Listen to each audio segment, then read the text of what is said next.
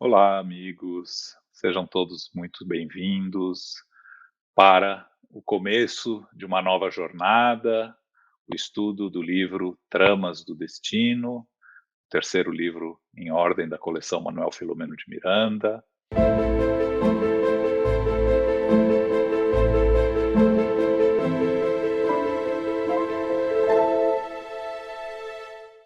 É uma alegria muito grande estarmos aqui novamente reunidos. Estamos hoje na companhia dos nossos queridos coordenadores Tânia Menezes e Marcelo Neto. Mas antes de começarmos, vamos fazer a nossa oração, agradecendo aos amigos espirituais por esta oportunidade de nos reunirmos novamente em torno do estudo das obras espíritas que nos auxiliam, nos iluminam, nos servem de guia. Agradecemos a nossa mentora, Sueli Caldas Schubert, a fundadora deste grupo, a inspiradora desse trabalho, que continua nos acompanhando, nos protegendo. Estendemos nossas bênçãos de gratidão a Divaldo Franco, o médium que recebeu através do espírito Manuel Filomeno de Miranda todas essas obras de tamanha importância para o nosso aprendizado, que nos ajudam a entender um pouco mais sobre a nossa encarnação, sobre as nossas vidas, nos oferece esperança e iluminação na nossa evolução moral e intelectual. Pedindo a bênção e a proteção do Mestre Jesus, é com imensa alegria em nossos corações que pedimos permissão para começar os nossos estudos. Então, hoje, nós começamos o livro Tramas do Destino, e esse livro começa com uma introdução de Manuel Filomeno de Miranda e depois com uma passagem chamada In Limine. E vamos então chamar o nosso amigo Marcelo para fazer o estudo da primeira parte, que é a introdução de Manuel Filomeno de Miranda. Obrigado, Marcelo. É com você. Muito obrigado, João. Muito obrigado à nossa querida Tânia, aos internautas que nos assistem. É uma grande alegria estarmos aqui mais uma vez, como o nosso querido irmão João nos trouxe, mais uma obra abençoada, trazida pela mediunidade abençoada de Divaldo Pereira Franco e ditada pelo espírito Manuel Filomeno de Miranda. E esta obra, sem dúvida, traz informações de grande importância para aqueles que somos todos nós estudantes da doutrina dos espíritos, nos mostrando que impossível conseguirmos chegar à conclusão de todos os dramas, de todos os problemas da alma, com seus erros, com seus acertos, quando a análise é feita a partir de uma única só existência. Logo no começo, Manuel Filomeno de Miranda nos traz, exatamente textualmente, uma mensagem recebida em Salvador no dia 8 de agosto de 1975, através da psicografia do nosso Divaldo, muito difícil. E ele diz assim, se não de todo extremamente improvável aos estudiosos das problemáticas, da problemática humana, compreendermos do ponto de vista da unicidade das existências todas as tramas dos nossos destinos. Porque vamos perceber, e logo no começo, na introdução de mesmo nome desta obra, Tramas do Destino, e numa outra introdução, que a nossa Tânia irá trazer algumas considerações, em limine, mas nesta primeira introdução, nesta primeira mensagem que Manuel Filomeno de Miranda nos traz, ele nos coloca exatamente a impossibilidade de nós conseguirmos abarcar todas estas situações do ponto de vista de uma só existência. Lá no comecinho, e a obra tenho ela aqui na minha frente, Manuel Filomeno de Miranda nos traz textualmente: de um só golpe é inexequível tentar abarcar o campo de ação e as ocorrências num todo fixo e completo, no qual o homem seja uma peça impulsionada por um determinismo cego ou alguém cujo livre-arbítrio disponha de uma clarividência muito especial para tudo realizar numa só vida, acertando e sublimando-se, equivocando-se e reabilitando-se. Veja que interessante. E aí nós percebemos que o divino Criador nos dá inúmeras possibilidades. E poderíamos aqui trazer até um parênteses, voltando à obra kardeciana, aquela que deu início a toda a codificação no livro dos Espíritos, quando nos traz na pergunta 171, quando Kardec pergunta em que se baseia o dogma da reencarnação. E os Espíritos nos trazem a resposta na revelação e na bondade divina, porque um Pai verdadeiramente bondoso, amoroso, infinitamente bom e justo, como é o Criador, nunca fecha a porta para alguém que verdadeiramente se arrependeu. Então, nós vamos percebendo que estas múltiplas oportunidades, como está ali muito bem pontuado nesta primeira introdução, e Manuel Filomeno de Miranda nos traz, com muita maestria, seria impossível a conclusão destes dramas, a solução destes dramas, com a análise única, da unicidade de uma existência. Manuel Filomeno de Miranda dá uma outra informação e nos diz que a imortalidade, no entanto, triunfa sobre os seus negadores, porque vemos ainda esta dinâmica, a ciência acadêmica, que nega a existência do espírito e traz, numa visão extremamente reduzida, as questões relacionadas ao universo e os seus fenômenos do ponto de vista único e simplesmente da matéria tangível, da matéria que podemos perceber com os nossos cinco sentidos. Mas a ciência do espírito nos traz outras possibilidades. Manuel Filomeno de Miranda nos traz um pequeno trecho, logo desta introdução, que retiramos. E ele nos fala que a imortalidade, no entanto, triunfa sobre os seus negadores. Os homens interexistentes, os homens psi, está mencionando aqui esses médiums, a mediunidade, esta capacidade de percepção deste mundo transcendente, é, sem dúvida, inegável. E estes homens se multiplicam e os fenômenos de que são objeto impõem urgente reconsideração nas ideias e opiniões preconceituosas. Segue Manuel Filomeno de Miranda, porque estamos lendo exatamente a página desta mensagem. Fala das enfermidades. Enfermidades da mente sucedem-se avassaladoras na razão direta em que os métodos psiquiátricos, psicanalíticos e psicológicos se aprimoram, incapazes de deter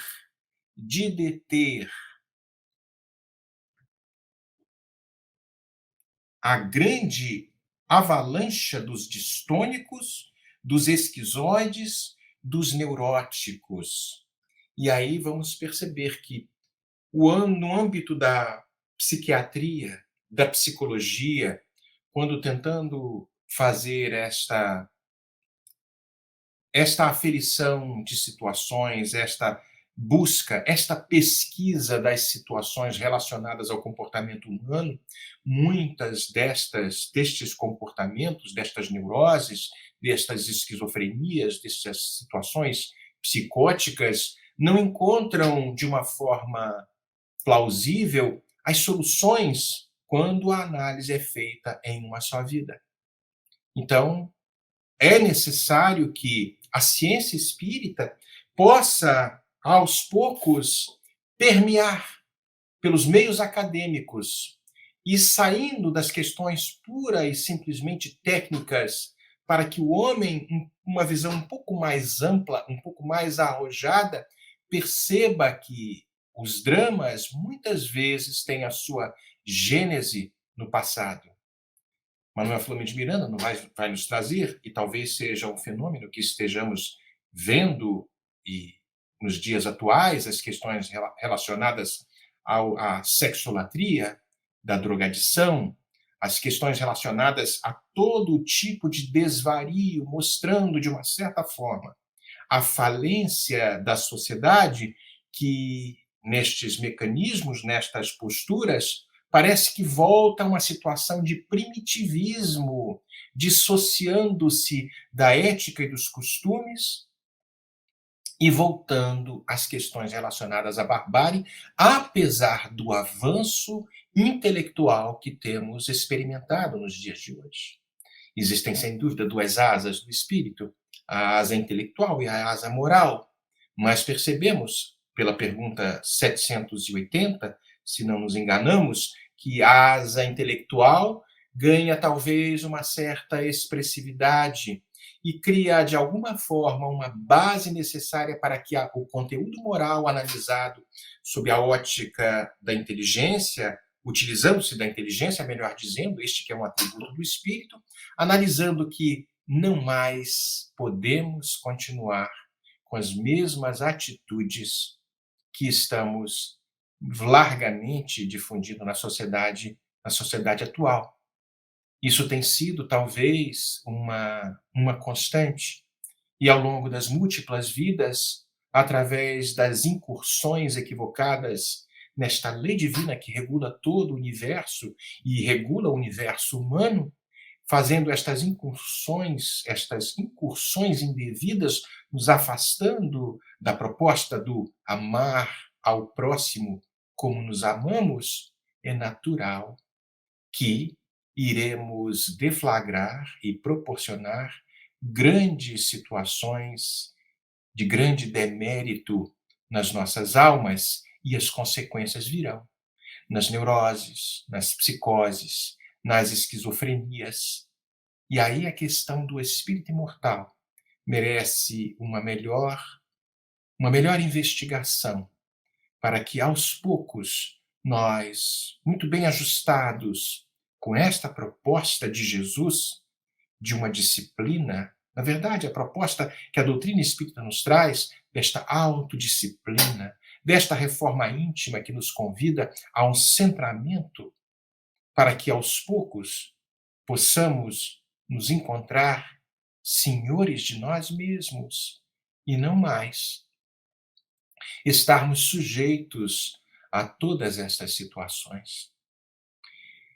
Nestas conclusões, nestas primeiras páginas que Manuel Filomeno de Miranda nos traz, falando das questões relacionadas à ciência, de uma ciência mecanicista, de uma ciência que ainda não se encontrou ajustada à proposta imortalista, e relacionando também as questões relacionadas de causa e efeito, dos destinos da humanidade, sofrendo as consequências de atos ignóbeis do passado, poderíamos talvez aqui trazer algumas análises e relembrando aquela parte do capítulo 7 do livro O Céu e o Inferno, quando fala das penas futuras segundo o Espiritismo.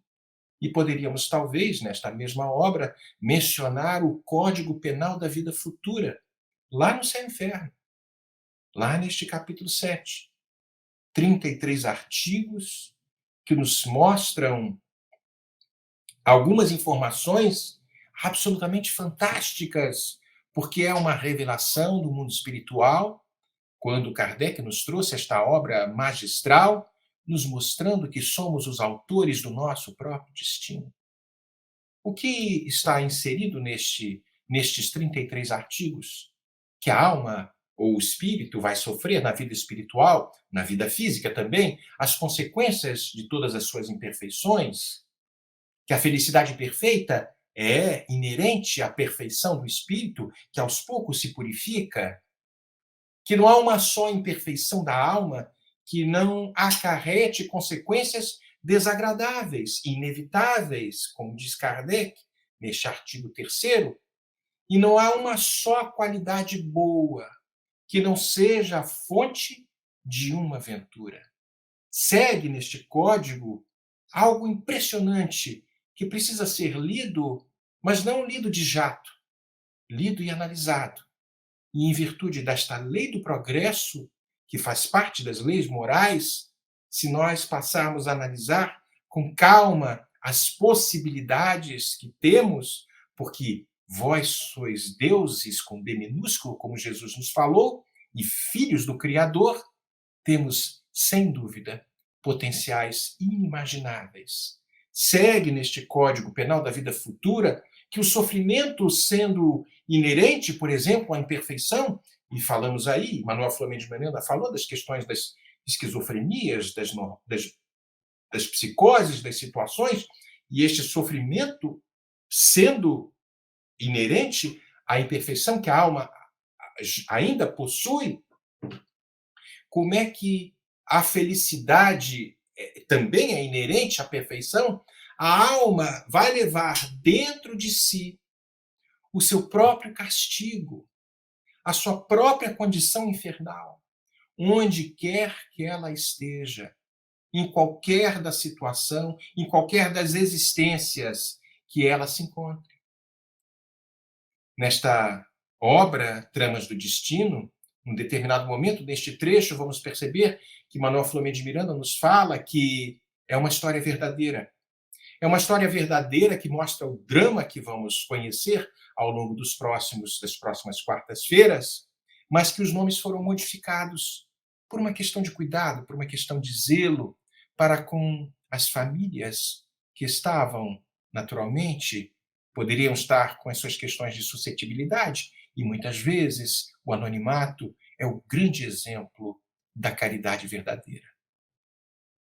Aos poucos, nós vamos percebendo, neste Código Penal da vida futura, que este inferno ou este céu encontra-se dentro da própria alma, venturosa ou sofredora, onde quer que ela esteja.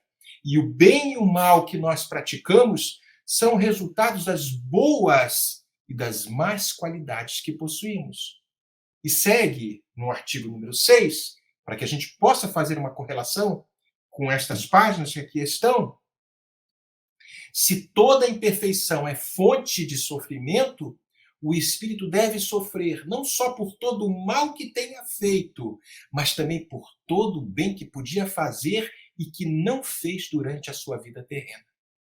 E neste artigo número 6, nós poderíamos fazer uma correlação à pergunta 642 do Livro dos Espíritos, quando Kardec fala, mas para agradar a Deus e assegurar a nossa posição futura, será que basta o homem não praticar o mal, cruzar os braços, ficar vendo só Netflix, fazendo propaganda aqui do Netflix, mas é uma brincadeira? Será que basta não fazer o mal? E os Espíritos nos falam, de maneira alguma.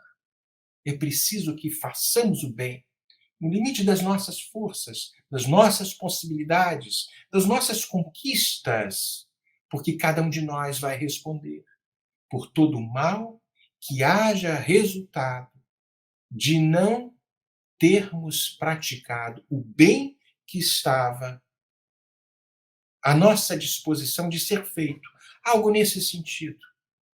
E nós vamos percebendo que somos, sem dúvida, os artífices dos nossos próprios destinos. O código é belíssimo e vale a pena ser lido, trazido algumas considerações. Por exemplo, as questões relacionadas ao arrependimento, é o 16º artigo, falando que este é o primeiro passo para o melhoramento. Aquele que se arrepende, aquele que busca dentro de si, reconhece que agiu de forma errada, equivocada, mas o arrependimento simplesmente não vai bastar.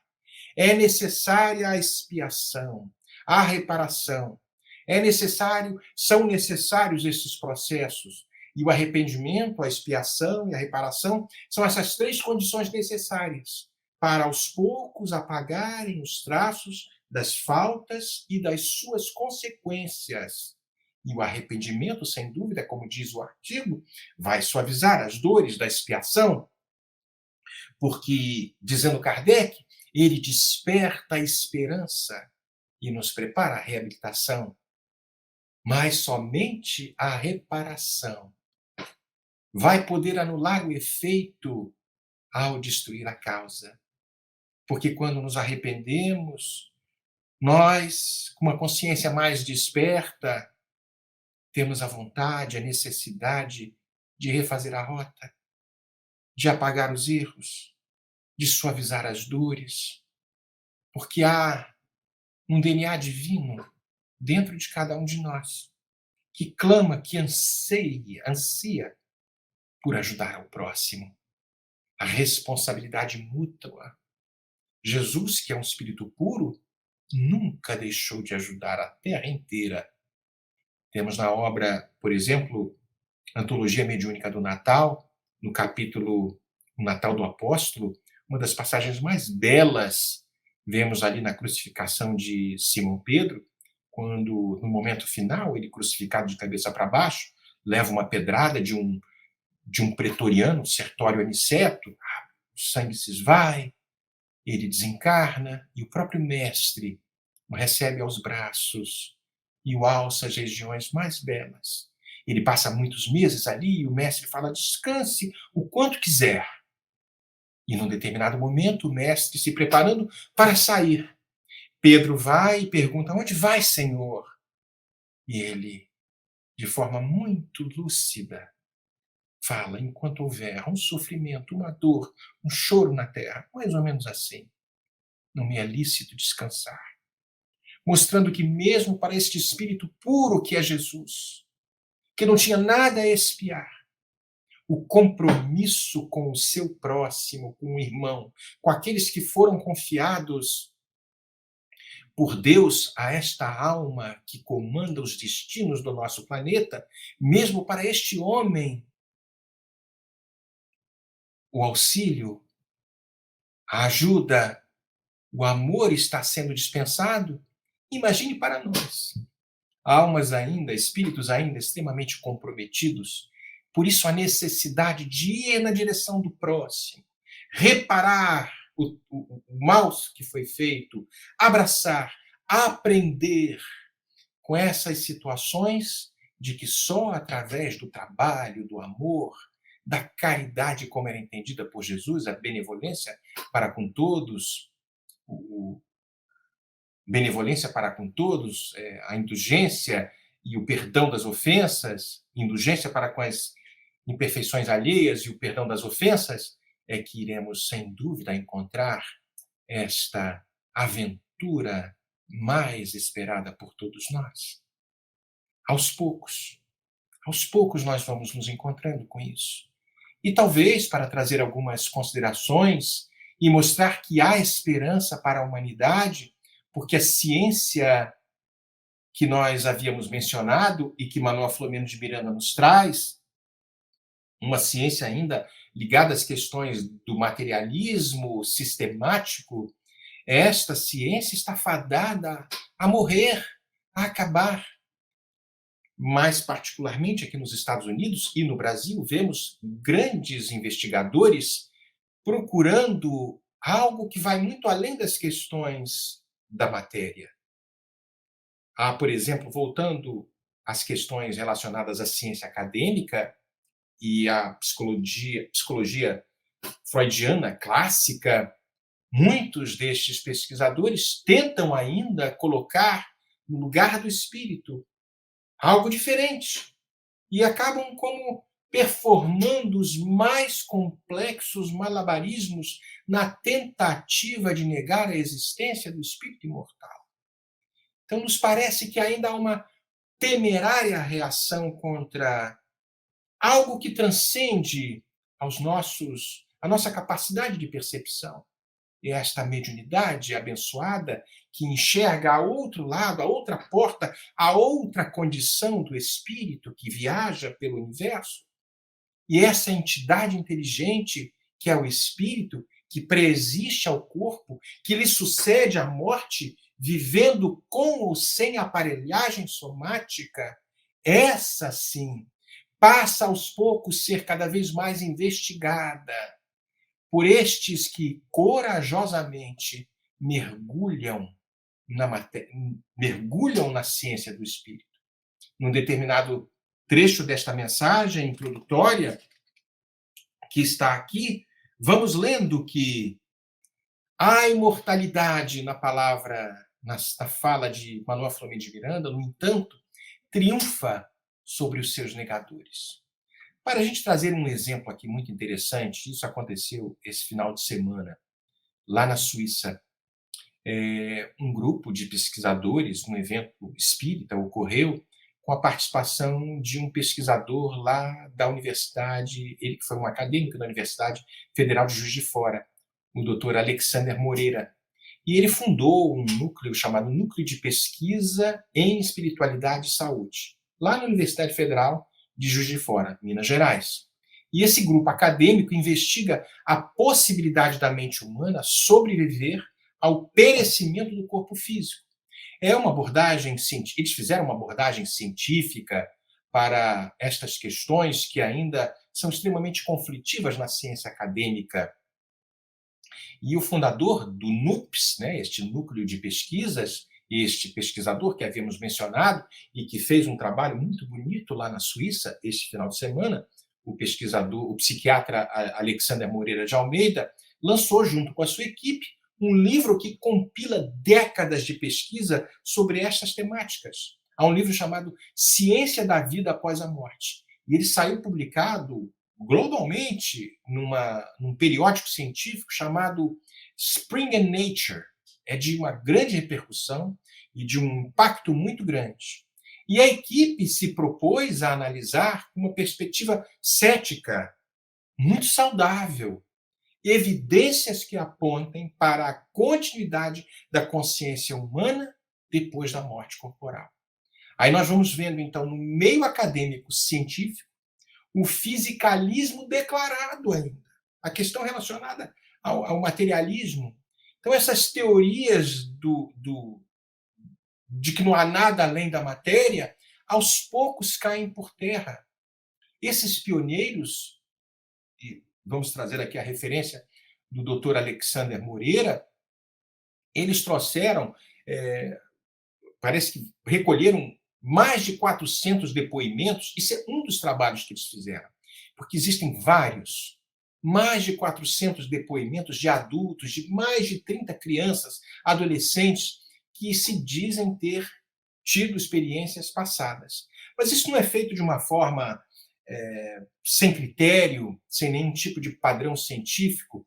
Para que a gente possa ter uma ideia, tudo isso obedeceu a todo um critério tão específico, trazendo, descartando as questões relacionadas, uma metodologia, melhor dizendo, muito científica, descartando as questões relacionadas ao acaso, as possíveis falcatruas, as situações do charlatanismo, até, de repente, descartando as questões relacionadas às percepções extrasensoriais, que mesmo alguns materialistas acham que, mesmo não acreditando na vida após a matéria, percebem, não há uma possibilidade de uma telepatia, porque são ondas mentais que viajam. Então, enquanto estamos aqui na Terra, podemos receber e emitir ondas mentais e perceber o que se passa de um lado ou de outro. Todas essas teorias acabam sendo aventadas e foram trazidas nesta metodologia por estes nossos irmãos cientistas que provam de uma forma muito peremptória de que há evidências. Sem dúvida, nós espíritas temos absoluta certeza, mas o meio acadêmico precisa de provas, precisa de um método científico, precisa de algo realmente que possa fundamentar de uma forma lógica para que, de uma vez por todas, o espírito imortal possa ganhar destaque nas questões relacionadas às pesquisas da ciência, a ciência médica, a ciência da psiquiatria, da psicologia e tantas outras. Vários são os casos.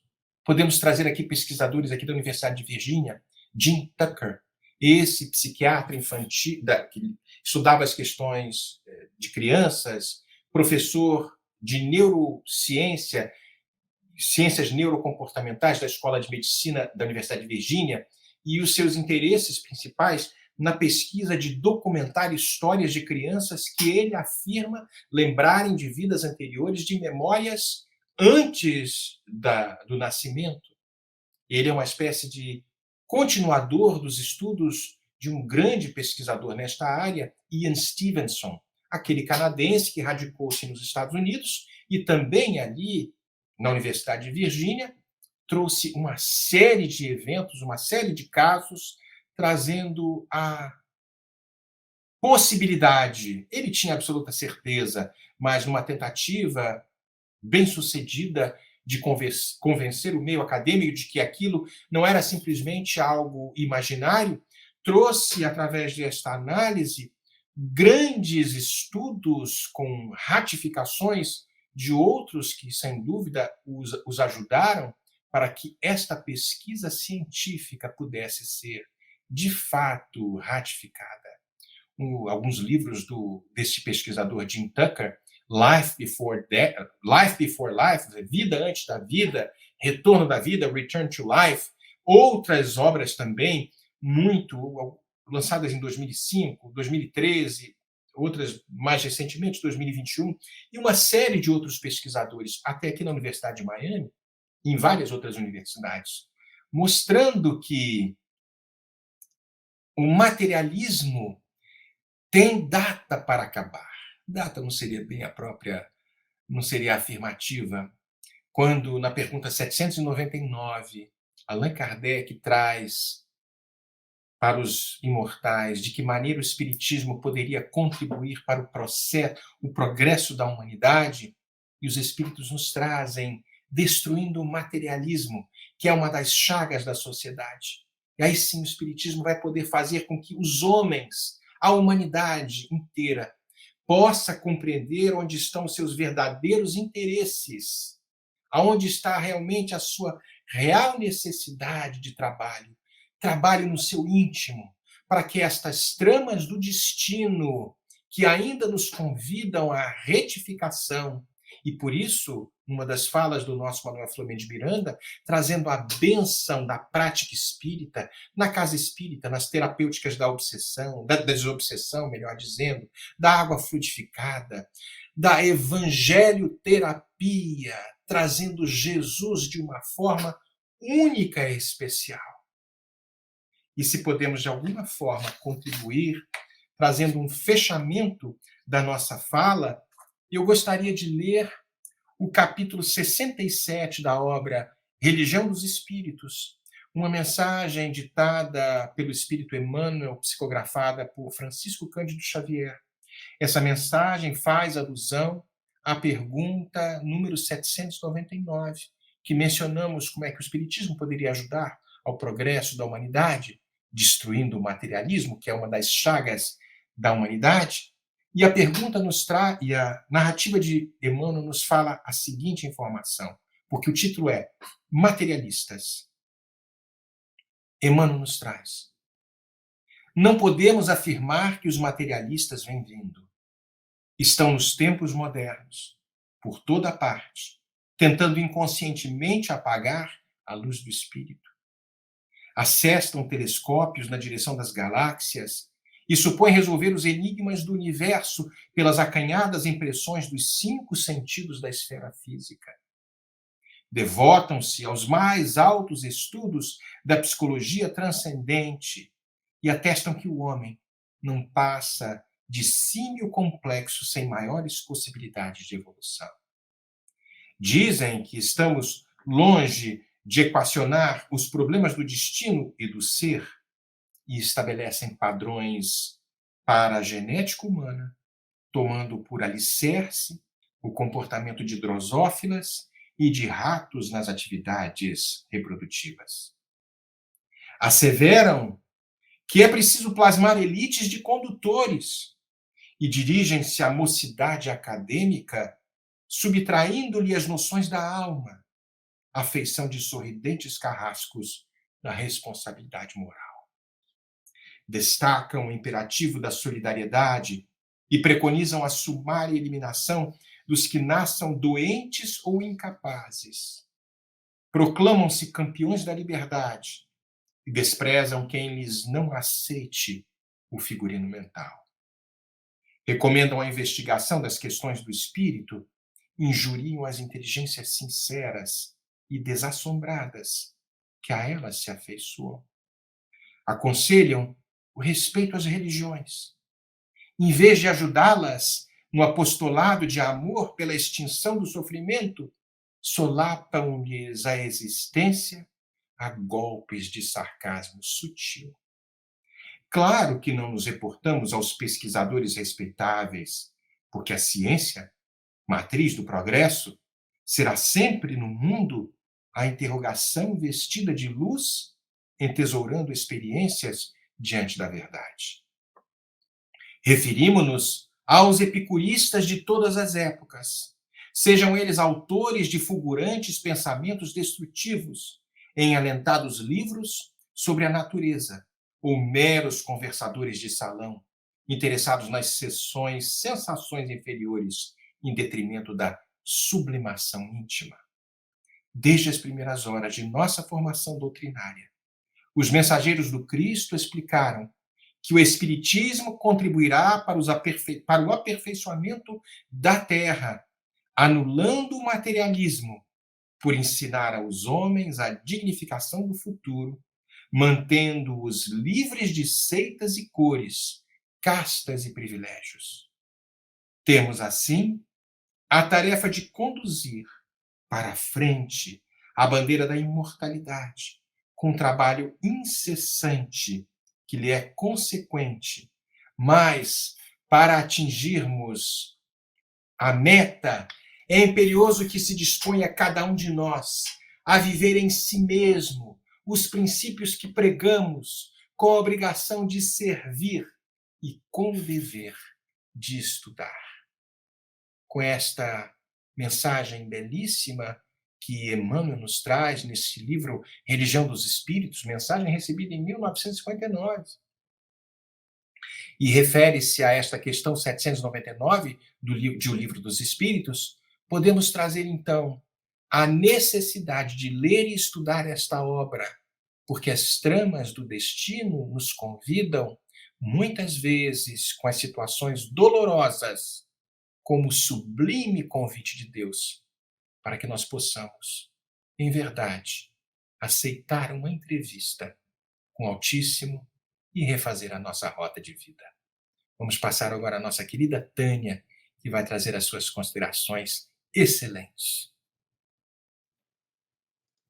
Obrigado, Marcelo. Um aprofundamento excelente da introdução do livro. Como eu falei, o livro tem a introdução de Manuel Filomeno de Miranda e depois tem uma continuação, uma outra introdução que é intitulada In Limine.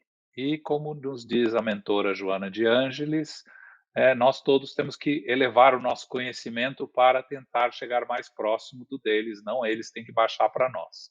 Então, fui eu buscar o significado da expressão in limine, porque eu nunca tinha ouvido falar. E é uma expressão em latim que é frequentemente usada no contexto jurídico.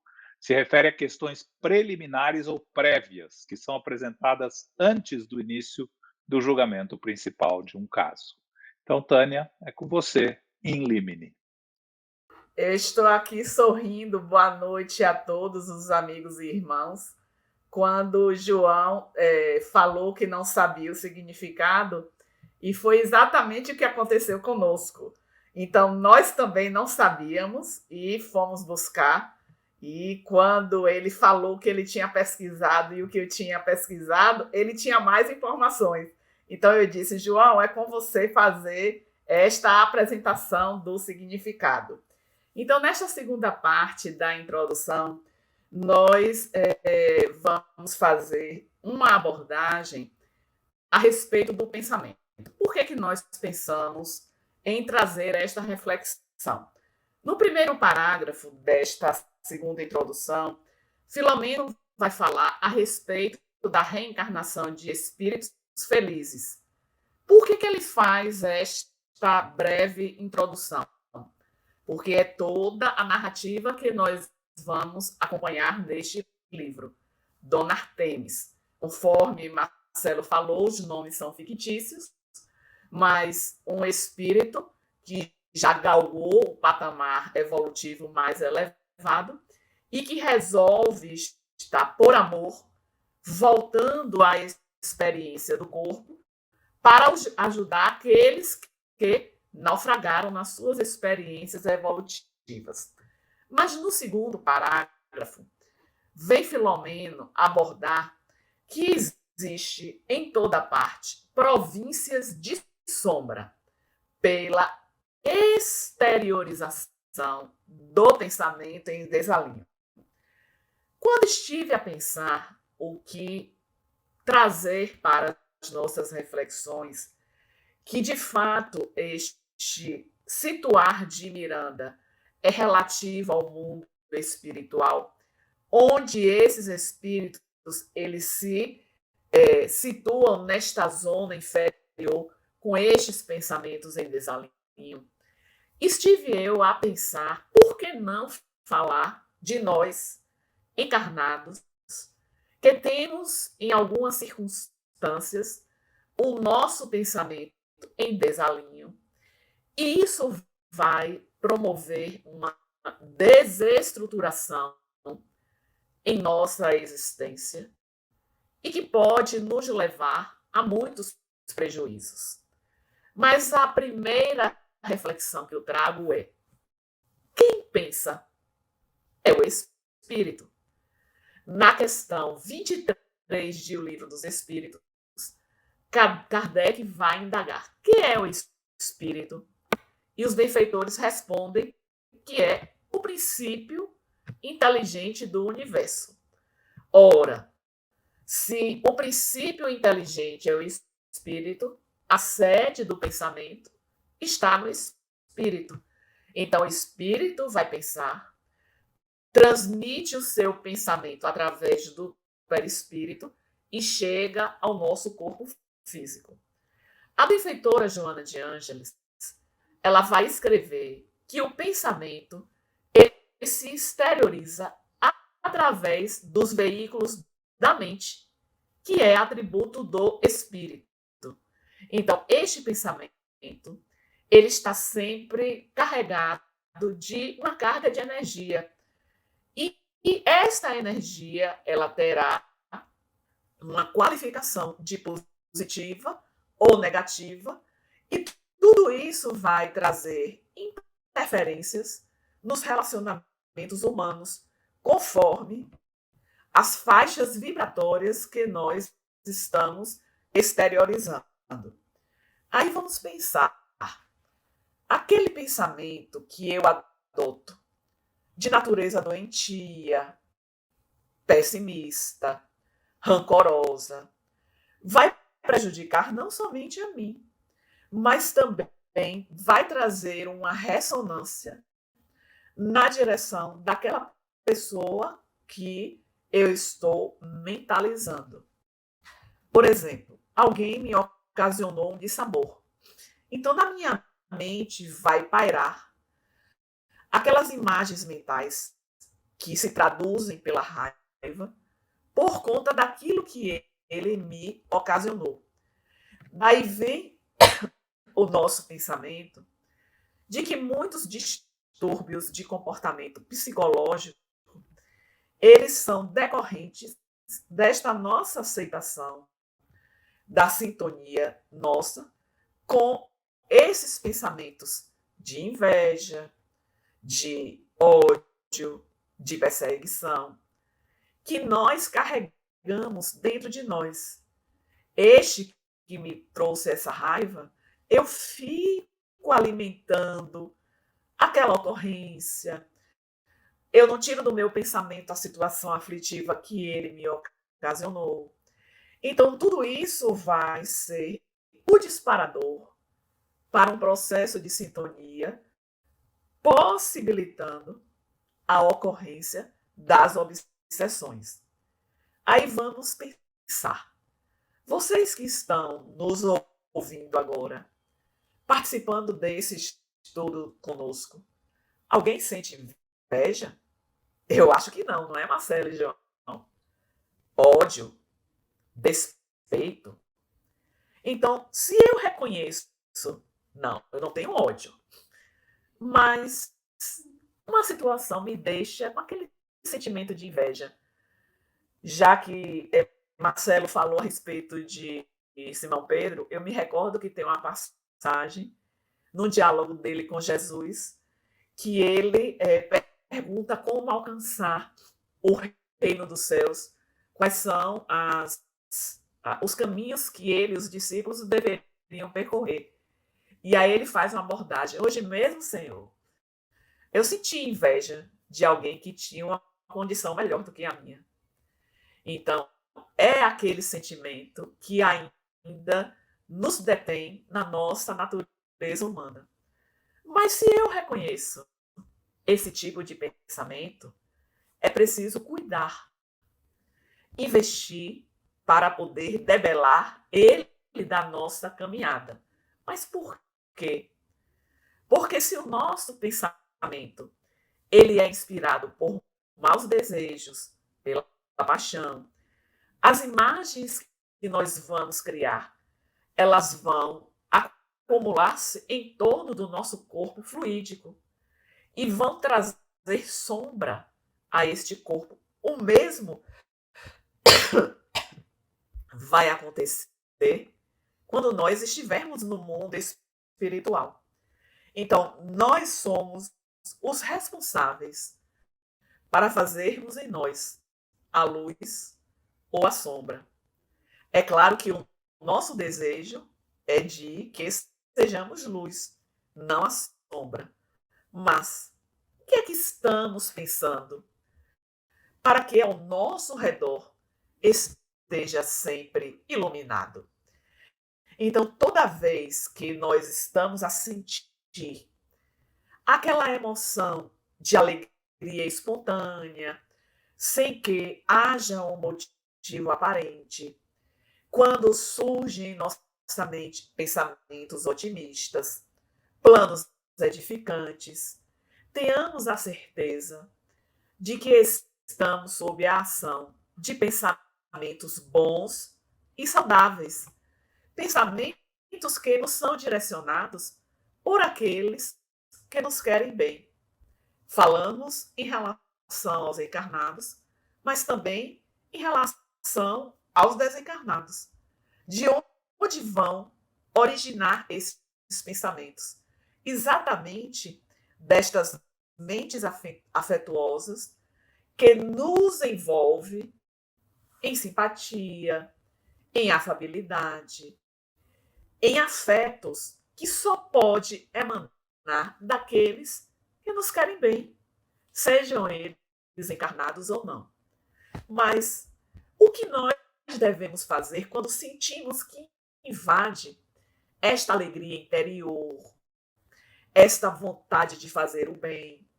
É preciso aproveitar, concentrar em nós este momento para que possamos nos revitalizar.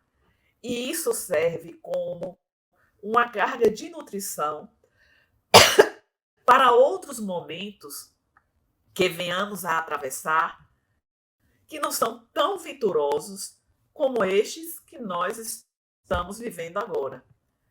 Mas é preciso cuidado, porque em contrapartida, o outro lado também vai acontecer. Quando sentimos, por exemplo, que estamos mais confusos, que existe uma certa perturbação mental que está a nos envolver, algum tipo de desconforto emocional, estamos certamente com uma descarga negativa que precisamos diluir. E temos a possibilidade de buscar os recursos da prece, da leitura agradável, para que possamos renovar estas paisagens mentais. Então, os pensamentos bons, eles vão promover a elevação do nosso ser, a satisfação íntima, o bom ânimo. Os pensamentos ruins, certamente, quando eles surgem, estarão a todo instante nos trazendo perturbações e sofrimentos. Então, se nós temos desafetos, sejam eles encarnados ou desencarnados, que vão se comprazer com as nossas aflições, ao invés de emanarmos esses pensamentos de raiva, de ódio, de ressentimento, nós vamos orar por eles, ter paciência, renovar-se e não guardar qualquer tipo de ressentimento. Nós falamos desencarnados. Como nós podemos pensar em relação aos desencarnados na adoção deste pensamento negativo? Quando aquele que partiu, ele deixou em nós algo que foi provocado por uma ação ruim praticada na nossa direção. Então, se ficamos alimentando este tipo de pensamento em nossa mente, o prejuízo será nosso. Aí, quando nós buscamos o livro Problema do Ser, do Destino e da Dor, Leon Denis vai nos falar a respeito das potências da alma, na terceira parte deste livro. E nós temos no tópico 23 o que ele intitula o pensamento. Então, Leon Denis vai nos afirmar que o pensamento é criador. Ora, se o pensamento cria, nós vamos criar as coisas boas e vamos criar o que é ruim. Mas ele está falando desta criação em relação ao nosso Pai, que projeta sem cessar no espaço os germes dos seres e dos mundos, assim como o que vai escrever um poema, o artista na sua expressão da pintura, da música, o poeta. Então, todos eles vão ter a expressão dos seus pensamentos. Mas Leon Denis também vai nos falar que o pensamento ele é capaz de dissipar as nossas sombras, aqueles momentos em que tudo parece estar obscurecido em nossa caminhada. Que o pensamento também é capaz de resolver os enigmas da nossa vida.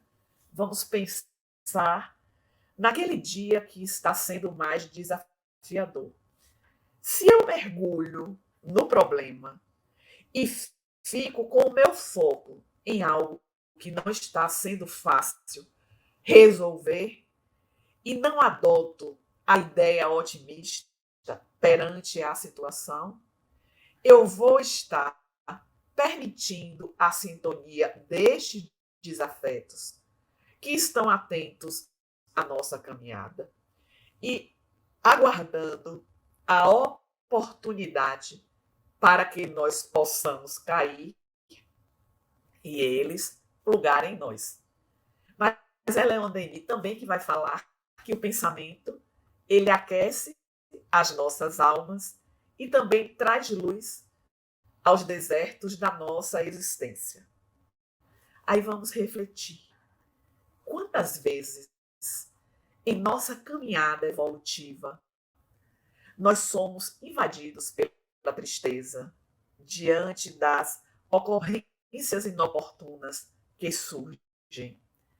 Não conseguimos resolver e mergulhamos no desânimo. Que pensamentos nós adotamos nesses momentos? Como sair destes pensamentos sombrios que invadem a mente? É a oração. Este grande recurso que está à nossa disposição. Orar a Deus é pensar nele, é aproximar-se dele, é pôr-se em comunicação com ele. Assim respondem os benfeitores quando Allan Kardec, na questão 659, indaga: qual o caráter geral da prece? Aí vamos pensar: quem em oração não mantém esta conexão com o Pai? Não se aproxima do Pai. E aí vem o questionamento: por que nós não buscamos este recurso a todo instante da nossa existência, que é a oração, para que no momento da melancolia, no momento de sabor, do ressentimento, da mágoa, nós possamos sair mais rapidamente de tudo quanto essas situações ocasionam em nós. Por que é tão difícil substituir os pensamentos ruins por pensamentos bons? Aí vamos pensar que o nosso Pai, ele nos dotou de tantos talentos e nós não usamos os nossos talentos quando nos deixamos mergulhar nessas sombras. Cada um de nós traz a sua tarefa, traz o seu propósito. E se ainda não usufruímos das alegrias, é porque a nossa semeadura, ela não foi compatível com a colheita da felicidade. O nosso pensamento, ele não atua em torno de nós, influenciando os nossos semelhantes para o bem ou para o mal.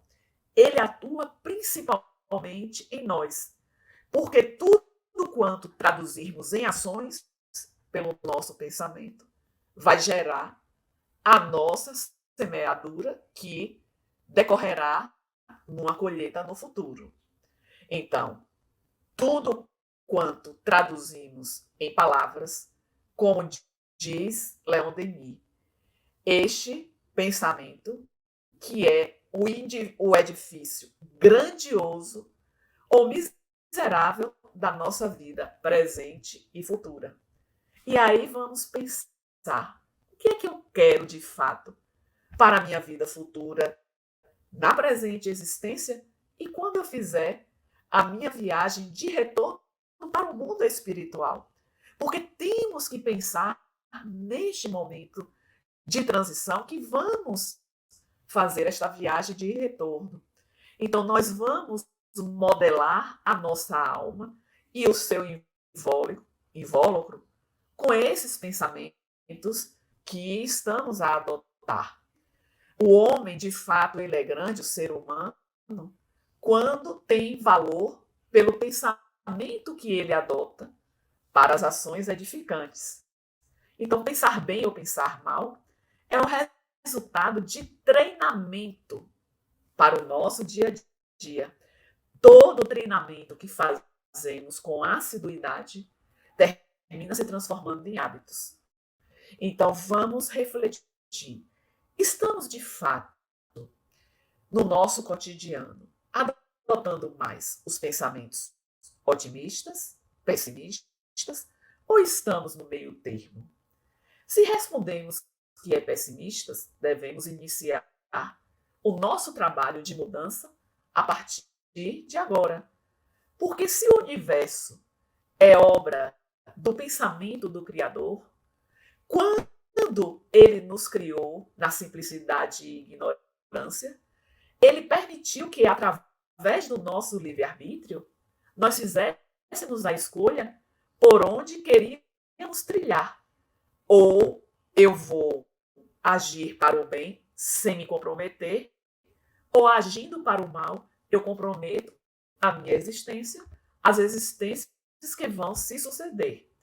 Certamente, nenhum de nós aqui deseja habitar no mundo espiritual a cidade da dor, que foi a expressão que Miranda utilizou neste In Limine, cidade da dor, onde está estes espíritos que têm este padrão de pensamento inferior e que vai estar nos influenciando em alguma maneira, de alguma maneira.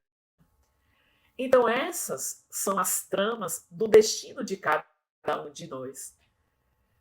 Se observarmos com atenção a capa deste livro, é semelhante a uma teia e que nós nos enovelamos nas teias da nossa existência, exatamente quando, neste embaraço de dores que vivenciamos, estamos a nos comprometer quando paira a revolta, quando paira a mágoa.